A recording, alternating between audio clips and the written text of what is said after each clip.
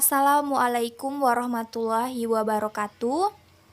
Saya mewakili teman-teman saya dari kelompok 2 akan menyampaikan materi tentang 4 pilar pendidikan dan pendidikan sebagai suatu sistem.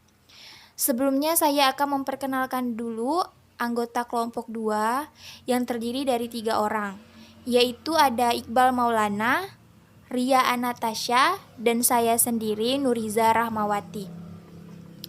Baiklah, langsung saja kita ke materi, yaitu 4 pilar pendidikan. Apa sih pilar pendidikan? Pilar artinya tiang penguat. Selain itu, pilar juga diartikan sebagai dasar, induk, dan pokok. Pilar pendidikan adalah sebagai dasar atau pokok untuk mencapai pengetahuan dan pemahaman bagi individu secara fisik dan mental yang bebas dan sadar kepada Tuhan. Pilar pertama yaitu learning to know, yang artinya belajar untuk mencari tahu. Pilar pertama ini memiliki arti bahwa para peserta didik dianjurkan untuk mencari dan mendapatkan pengetahuan sebanyak-banyaknya melalui pengalaman-pengalaman. Hal ini akan dapat memicu munculnya sikap kritis dan semangat belajar peserta didik meningkat. Learning to know selalu mengajarkan tentang arti pentingnya sebuah pengetahuan. Terkait dengan cara mendapatkan pengetahuan melalui penggunaan media atau alat yang ada, media bisa berupa buku, orang, internet, dan teknologi lainnya. Selanjutnya ada pilar kedua yaitu learning to do, yang artinya belajar untuk mengerjakan. Pilar kedua ini menekankan pentingnya interaksi dan bertindak. Di sini, para peserta didik dianjurkan untuk ikut serta dalam memecahkan permasalahan yang ada di sekitarnya melalui sebuah tindakan nyata. Belajar untuk menerapkan ilmu yang didapat, bekerja sama dalam sebuah tim guna untuk memecahkan masalah dalam berbagai situasi dan kondisi. Learning to do berkaitan dengan kemampuan hard skill dan soft skill. Soft skill dan hard skill sangat penting dan dibutuhkan dalam dunia pendidikan karena sesungguhnya pendidikan merupakan bagian terpenting dari proses penyiapan sumber daya manusia yang berkualitas, tangguh, dan terampil dan siap untuk mengikuti tuntutan zaman. Peserta didik sebagai hasil dari produk pendidikan memang harus dituntut memiliki kemampuan soft skill dan hard skill. Apa sih hard skill? Hard skill merupakan kemampuan yang harus menuntut fisik. Artinya, hard skill memfokuskan kepada penguasaan ilmu pengetahuan, teknologi, dan keterampilan teknis yang berhubungan dengan kemampuan peserta didik. Penguasaan kemampuan hard skill dapat dilakukan dengan menerapkan apa yang dia dapatkan, apa yang telah dipelajarinya di kehidupan sehari-hari. Contohnya, anak di sekolah belajar tentang arti pentingnya sikap disiplin. Maka, untuk memahami dan mengerti tentang disiplin itu, anak harus belajar untuk melakukan sikap disiplin itu, baik di sekolah, di rumah, atau dimanapun. Dengan begitu, anak menjadi tahu dan paham tentang pentingnya sikap disiplin. Selanjutnya, soft skill.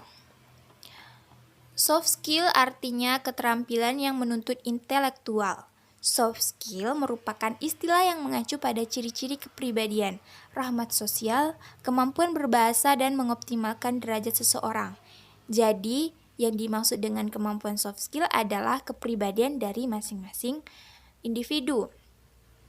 Soft skill tidak diajarkan, tetapi gurulah yang harus mencontohkan, seperti sikap tanggung jawab, disiplin, dan lain sebagainya. Dengan memberikan contoh tersebut, anak akan mencoba untuk menirukan apa yang mereka lihat. Hal itu merupakan bagian dari menumbuhkan kemampuan soft skill. Pilar selanjutnya yaitu learning to be, yang artinya belajar untuk menjadi.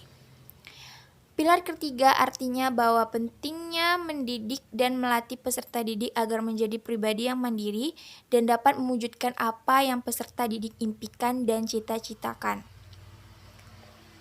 Pilar terakhir yaitu learning to live together. Artinya, belajar untuk hidup bersama. Pilar terakhir ini menanamkan kesadaran kepada para peserta didik bahwa mereka adalah bagian dari kelompok masyarakat. Pada pilar keempat ini, kebiasaan hidup bersama, saling menghargai, terbuka, memberi, dan menerima perlu dikembangkan di sekolah.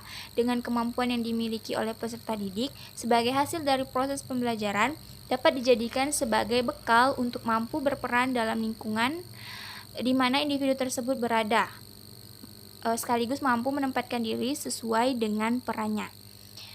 Baiklah, selanjutnya kita akan masuk ke materi berikutnya, yaitu pendidikan sebagai suatu sistem. Pengertian sistem pendidikan. Sistem pendidikan adalah strategi atau metode yang digunakan dalam proses belajar mengajar untuk mencapai tujuan agar peserta didik dapat secara aktif mengembangkan potensi di dalam dirinya. Bisa dilihat di sini ada ciri-ciri sistem, yaitu bertujuan, punya batas, terbuka, tersusun dari subsistem, ada saling keterkaitan dan saling ketergantungan, merupakan satu kebulatan yang utuh, dan memiliki kemampuan mengatur dan menyesuaikan diri sendiri.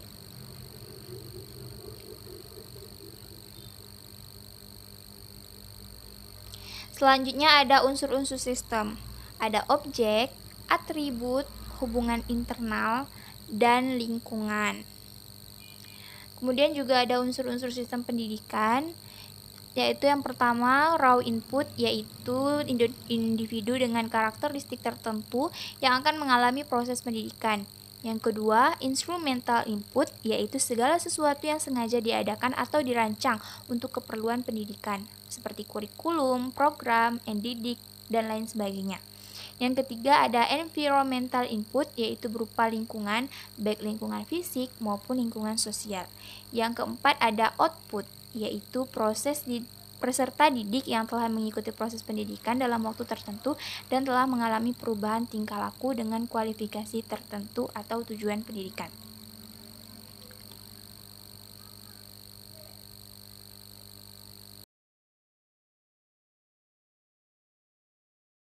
Apa sih hubungan antar unsur sistem dengan pendidikan?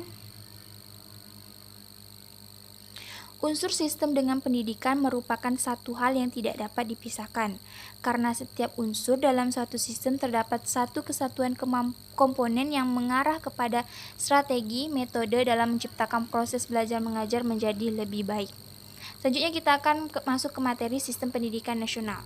Sistem pendidikan nasional adalah keseluruhan komponen pendidikan yang saling terkait secara terpadu untuk mencapai tujuan pendidikan nasional.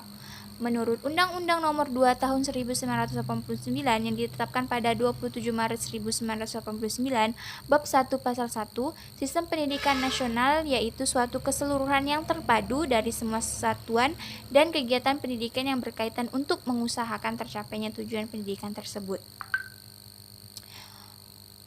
Fungsi dari sistem pendidikan nasional ini adalah untuk mengembangkan kemampuan serta meningkatkan mutu kehidupan dan martabat manusia Indonesia dalam rangka upaya mewujudkan tujuan nasional. Kemudian tujuannya adalah untuk mengembangkan kemampuan dan membentuk watak serta peradaban bangsa yang bermartabat dalam rangka mencerdaskan kehidupan bangsa, agar berkembangnya potensi peserta didik ini menjadi manusia yang beriman dan bertakwa, berakhlak mulia, berilmu, kreatif, mandiri, dan menjadi warga negara yang demokrasi serta bertanggung jawab. Baiklah, sekian dari kelompok kami. Jika kurang jelas boleh ditanyakan, dan mohon maaf atas kesalahan dari kata-kata, baik penyampaian atau lain sebagainya. Sekian dari kelompok saya. Wassalamualaikum warahmatullahi wabarakatuh.